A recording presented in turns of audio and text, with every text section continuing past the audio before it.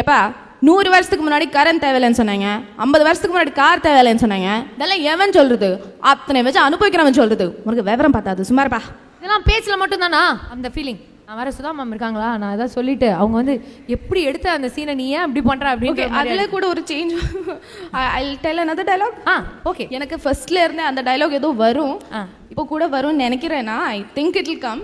எப்பா 100 வருஷத்துக்கு முன்னாடி கரண்ட் தேவையில்லைன்னு சொன்னாங்க, 50 வருஷத்துக்கு முன்னாடி கார் தேவையில்லைன்னு சொன்னாங்க. இதெல்லாம் எவன் சொல்றது? அத்தனை வச்சு அனுபவிக்கிறவன் சொல்றது. உனக்கு விவரம் பார்த்தாது சும்மாருப்பா. சூப்பர். இதெல்லாம் பேச்சில் மட்டும் தானா, செய்ய மாட்டீங்களா? அதெல்லாம் செஞ்சு காட்டுங்க சார்.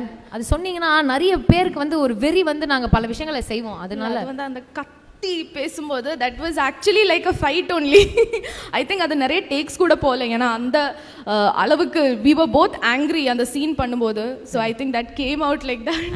ஆமாம், அது மாதிரி அவ்வளோ ஃபாஸ்ட்லாம் ஹேர் ஸ்டைல்லாம் கலைஞ்சிரும், அப்புறம் கஷ்டமாக இருக்கும். வேண்டாம், ஆங்கிரி ஃபீலிங் வேணாம். ஆமாம். சரி, உங்களுக்காக நாங்கள் வந்து ஒரு மீம் ஒன்று வச்சுருக்கோம், அதை பார்க்குறீங்களா? சரி, ஓகே, போடுங்க. அதை ட்ரீம் பர்சியூ பண்ண என்ன வேணும்? பணம் வேணுமா? டிஎன் பாய்ஸ் இல்ல. ஹார்ட் ஒர்க்கா இல்ல. பொம்மி மாதிரி ஒரு வைஃப் வேணும். So cute. ஓகே, இதை விட நிறைய ஹார்ட் ஒர்க் இருக்கு அந்த மூவியில். பட் அது பொம்மின்ற ஒரு ரெப்ரசன்டேஷன் நினைக்கிறேன். இங்கே இருக்கிற நிறைய லேடிஸ்க்கு இல்லை, விமன் கேரக்டர்ஸ்க்கு, ரியல் லைஃப் விமன் கேரக்டர்ஸ்க்கு Bommi is a representation I think. And I feel blessed to have portrayed it on screen because நிறைய பேர் வந்து they actually could relate to Bommi. Lot of husbands could relate to a wife like Bommi. So I think that is what Bommi was about. So I was fortunate enough to portray Bommi on screen. அப்புறம் நான் என்ன மாதிரி பையன் வேணும்? முன்னாடி ஒரு ஷோக்கு சொல்லியிருக்கு. சரி. ஜோ மேம் இன்டர்வியூ பார்த்து அவங்க பேசின கேட்டாலே எல்லாருக்கும் சூர்யா சார் மாதிரி ஒரு ஹஸ்பண்ட் வேணும்னு அவங்க இன்டர்வியூஸ்ல இருந்து ஐ ஆல்வேஸ் ஃபெல்ட்.